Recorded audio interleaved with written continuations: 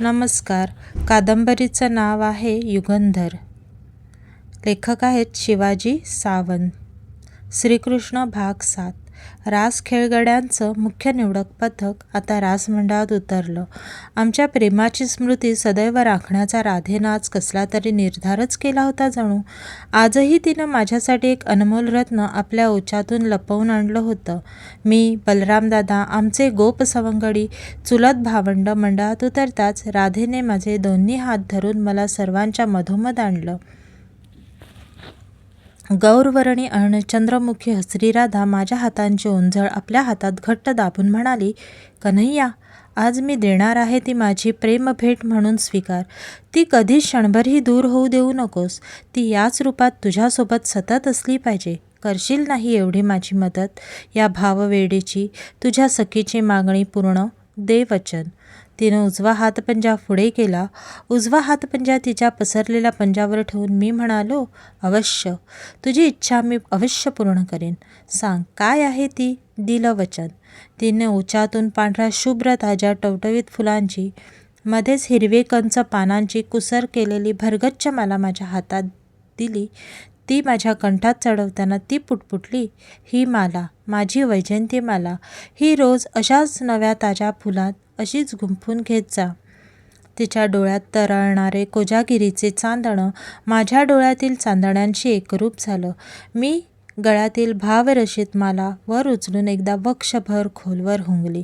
वक्ष काठोकाठ भरून घेतलं. चांगली गुडघाभर उतरलेली ती माला दुहाती कुरवाळली. आजोबांनी उधळली तशीच मीही कुंकुमांची ओंजळ आता आभाळात जय इडामाता गरजत मुक्तपणे उधळली. सर्वप्रथम मुख्य रासाचा प्रारंभ म्हणून मी शिल्यातील मुरली खेचून तिची सांकेतिक लय घुमवली. टिपऱ्याच टिपऱ्या झडू लागल्या, दुमदुंब्या घुमू लागल्या. उत्तर रात्रीचा रासमग्न चंद्र जसजसा वरवर चढू लागला तसतसा मधुबनातील रास रंगू लागला. नाच नाचून राधा थकली. तिच्या कपाळी घामाचे थेंब तरारले.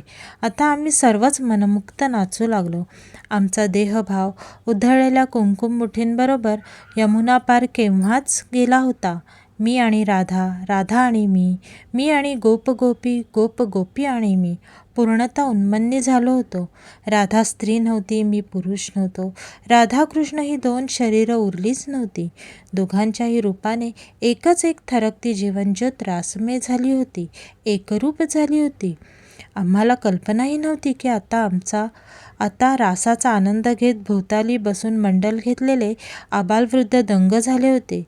त्यांनीही डोळे मिटून एकाच लयीत टाळ्या पिटत एकच एक नादमय धरला होता, राधा कृष्ण राधा गोविंद, राधे कृष्ण राधे गोविंद, राधे गोविंद, राधे कृष्ण. तो ऐकताना मला समाधान एकाच गोष्टीचं झालं. त्यांनी घोषात एका स्त्रीला, माझ्या सखीला अग्रमान दिला होता. वृंदावनातले भाव मंतरलेले दिवस हा म्हणता सरले. तिकडं आमचं मूळ गोकुळ आता पुन्हा अंगभर कसं हिरवगार झालं होतं. तसं बाबांनी मूळ गोकुळात परतण्याची दवंडी पिटवली. माझ्या आणि राधेच्या अनेक भावस्मृती ठायी ठायी अंगी वागवणाऱ्या वृंदावनाचाही निरोप घेण्याचा समय आला होता. हे असं निरोप घेणं जणू काही जन्मता माझ्या अंगवळणी पडलं होतं. वृंदावनाच्या या वास्तव्यात टवटवीत ताज्या निसर्गाने भरभरून मला दिलं होतं.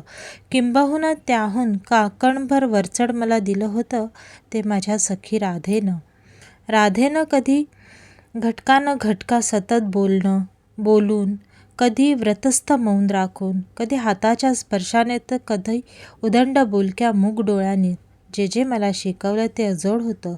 स्त्री ही विधात्याची निकोप प्रेमाची वासनारहित कसली संस्कारशील विधायक कलाकृती आहे याची मूक गुरुदीक्षाच जशी काही तिनं मला दिली. वृंदावनाचा निरोप म्हणजे राधाकृष्णाच्या तुलनाच करता येणार नाही अशा विशुद्ध भावप्रेमाचा निरोप होता. आम्ही दोघांनी तो अंतःकरण कठोर करून घेतला. तो घेताना मी राधेला म्हणालो, आजपासून तू वृंदावनाची स्वामिनी झालीस. जिथं कुठं स्त्री पुरुषाच्या मनी वासनारहित निकोप भाव वृंदावन असेल तिथं राधा असेलच असेल. सर्व गोपमंडळासह मी, राधा व दादा पुन्हा मूळ गोकुळात परतलो. हे ऐन तारुण्याच्या तोंडावरचे दिवस होते. तारुण्य गगनाला गवसणी घालणाऱ्या अश्वांचा रथ हाकणारं, जमेल तितकी भूमी पायाखाली तुडवू बघण्याची इच्छा बाळगणारा, समुद्राचं उफाळणारं पाणी, बाहेरून येणारं वरकड पाणी प्रथम बाहेरच फेकून देतं, तसं अशक्य हा शब्द मनाबाहेर फेकणारं. गोकुळ, वृंदावन आणि आता पुन्हा गोकुळ असा वचनातील प्रेरणादायी वारा रिचवून आमची वक्ष आता निर्भय व बळकट झाली होती. केलीनंद, प्राणानंद काकांच्या कठोर देखरेखीखाली घेतलेल्या काटेकोर व्यायामानं आमची शरीरं कसलेली पिळदार बनली होती. धारोष्ण गोरस कुंभाकुंभाने अखंड रिचवून ती सतेज झाली होती. दादा तर आता माझ्याहून कितीतरी सशक्त थोराड मल्ल दिसू लागला होता. आमच्या ओठांवरून तारुण्यदर्शक चमकती लालसर लव उमटून फिरली. अलीकडे माझे आजोबांना आणि बाबांना, दोन्ही आयांना आणि काका काकूंना भंडावणारे प्रश्नच प्रश्न वाढले होते. मी त्या सर्वांना सतत विचारत होतो.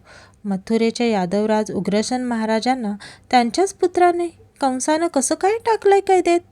त्यांना कैदेत टाकलेल्या देवकी मातेला आणि वसुदेव महाराजांना सोडवण्याचा प्रयत्न कोणी कसा नाही केला? यादवांची 18 कुळं आणि त्यातील शेकडो हजारो यादव काय करीत होते त्यावेळी? मला तर त्यांना भेटावं असं सतत का वाटतं?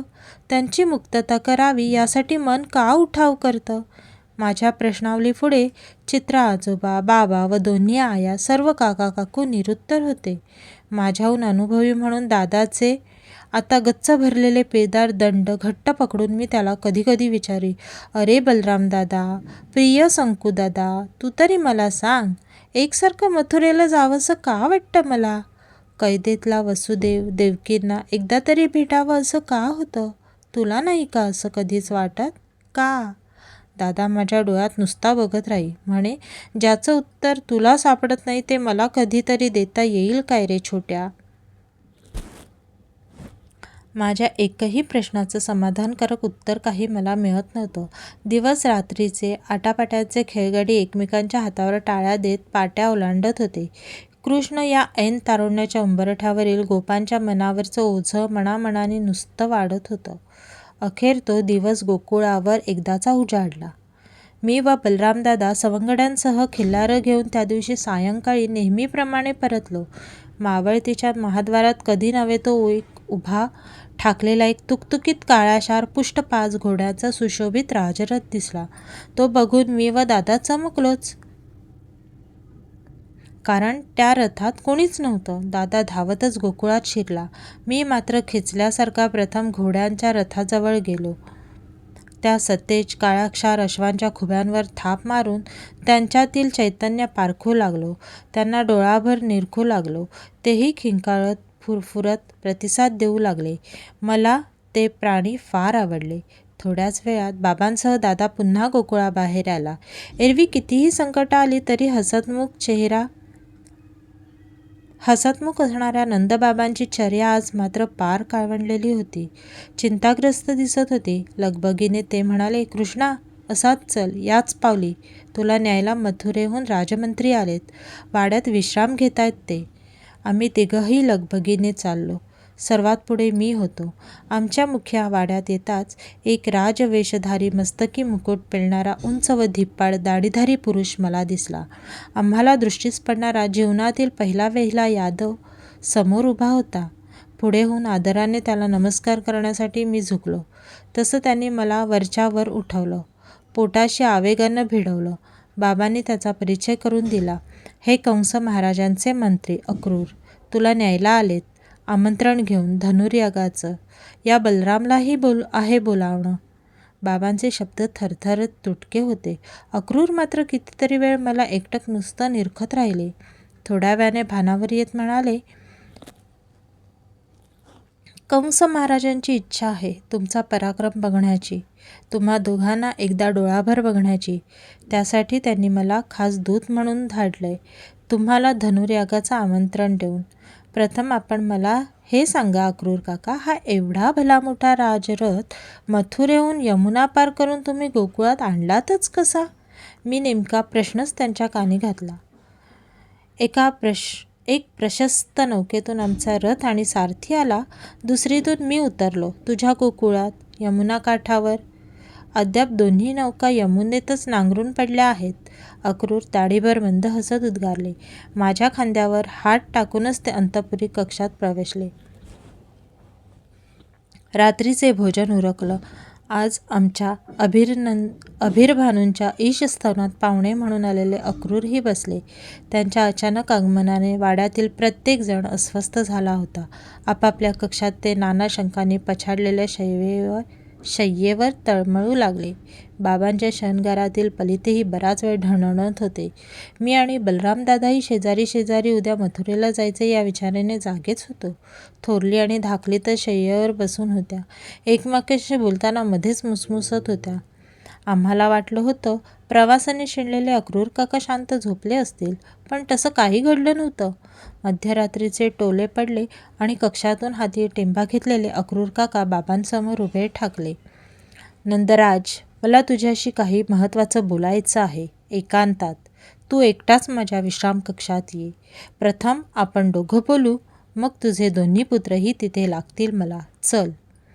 अचानक आलेलं आमंत्रण, कंसाची कानावर आलेली कुख्याती यांनी गोंधळलेले बाबा अधिकच गोंधळून राजमंत्र्यांमागोमाग त्यांच्या कक्षात गेले. अक्रूर काकांनी प्रथम दार लावून घेतलं. मग आपल्या क्रूर कंसराजाचा धनुर्यागाच्या निमित्ताने आखलेला कपटी बेत दबक्या आवाजात बाबांच्या कानी घातला. गोपराज, नंददेवा, धनुर्याग हे फसवं खोटं आमंत्रण आहे. मथुरेत राजवाड्यावर तुझ्या दोन्ही पुत्रांना कपटानं मारण्याचं कुटील कारस्थान शिजतंय. तिथे मद्य पाजलेले प्रचंड हत्ती आहेत आणि तसलेच मल्ल तुझ्या पुत्रांवर अचानक सोडले जाणार आहेत. त्यांना हत्तीच्या पायांखाली किंवा मल्लांच्या कात्रीत कुचललं जाणार आहे. त्यांना आजच सावध केलं पाहिजे. जा, त्यांना घेऊन ये. बाबा आमच्या कक्षात आले. भेदरलेल्या बाबांनी अर्धवट झोपलेल्या मला व दादाला उठवलं, आणून अक्रूर काकांसमोर उभं केलं. त्यांनी माझ्या डोळ्यात खोलवर डोळे रोवून बोलायला सुरुवात केली. आम्ही पाहिलेला पहिलाच यादव केवढ्या तरी भारदस्त वाणीत बोलू लागला. त्यांचे शब्द न शब्द ठिणग्यांसारखे उमटू लागले. मी कधीच घेतला नव्हता एवढा प्रचंड भावनिक कल्लोळाचा अनुभव त्या एका रात्रीत घेतला. माझ्या सगळ्याच प्रश्नांची धडाधड उत्तरं एकामागोमाग एक मला मिळत होती, पण ही केवढ्या तरी विचित्र सत्याला धरून होती. यादवांच्या राजसभेत मुरलेले अनुभवी अक्रूर काका दबक्या स्वरात बोलू लागले. कृष्णा, बलरामा, मी सांगतोय ते नीट शांत मनाने ऐका. ऐकूनही निर्धारानं धैर्यशीलच राहा. उद्या तुमच्या धनुर्यागाच्या निमित्तानं होणार आहेत ते प्राणघातक क्रूर आघात. तुम्ही यादवांचं आदरस्थान असलेल्या वसुदेव महाराजांचे व देवकी देवींचे पुत्र आहात. तुम्हाला यादव म्हणूनच हे आमंत्रण आहे, पण मित्र यादव म्हणून नव्हे, तर शत्रू यादव म्हणून. कृष्णा, पुत्रा, कंसाने प्रत्यक्ष आपल्या जन्मदात्या मातापित्यांनाही राज्य लालसेने कारागृहात कोंडून घातले. तुझ्या मातेच्या विवाहाच्या वेळी ऐकलेल्या एका आकाशवाणीने हा बिथरला. तुझ्या मातापित्यांनाही त्यांनाच कारागृहात कोंडलं आहे. कृष्णा, पुत्रा, यानं तुझे सख्खे 6 नवजात सहोदर बंधू वधलेत शिळेवर आपटून. समस्त यादवांना लज्जेने मान खाली घालायला लावेल अशा रीतीने क्रूरपणे त्यांची जन्मतःच हत्या केली आहे. बलरामा, पुत्रा, तू एकटाच त्यांच्या तावडीतून दैवयोगाने सुटला आहेस. कृष्ण तुझा बंधू आहे.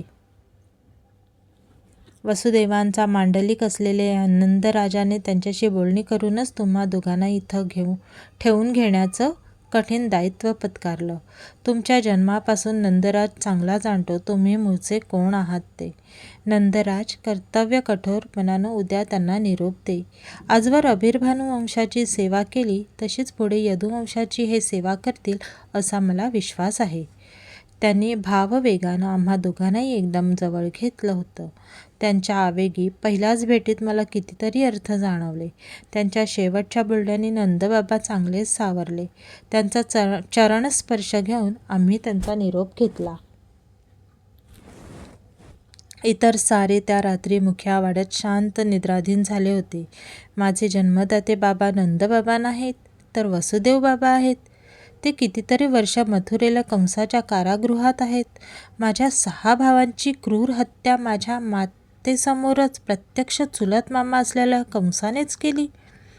खरं तर कुठल्याही मामाला कुठलीही भाचरं प्राणप्रिय असतात. जीवनशास्त्राचा नैसर्गिक नियमच आहे. तरीही मामा असून कंस आमचा कर्दनकाळ का झाला?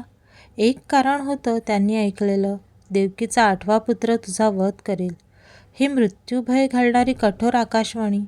दुसरा होता केवळ राज्यलोभ. त्याने यादवांच्या राजा राणीला, प्रत्यक्ष आपल्या मातापित्यांनाही यासाठी कोंडून टाकलं आहे. यादवांची 18 कुलं देशोधडीला धाडली आहेत. मीही एक यादव आहे, वृष्णी अंधिक या कुलशाखेचा. मथुरेचा कपटी व अन्यायी राजा कंस माझा चुलत मामा आहे. मामा? हा कसला मामा? तो बलाढ्य आहे, बलांध आहे. आम्हाला मथुरेत पाचारण करून तो आम्हावर प्राणघातक चाल करणार आहे. कशासाठी? का भय वाटतं आमचं त्याला? तर त्याने ऐकलेल्या एका आकाशवाणीमुळे. त्यांची पक्की खात्री आहे की मी देवकीचा 8वा पुत्र, त्याचा काळ ठरणार आहे. मीच त्याचा वध करणार आहे. कसे असतील माझे वसुदेव बाबा, माता देवकी, यादवांचे महाराज उग्रसेन, त्यांची राणी पद्मावती देवी. उद्याच तर मथुरेला जायचे. तिथल्या धनुर्यागाच्या मंडपात कसं अचानक आमच्यावर मध्यधुंद हत्तींचे मदोन्मत मल्लांचे प्राणघातक मारे सोडणार आहे. जायचं त्याला शरण? जायचं बळी? पूर्वी 6 गेले तसे?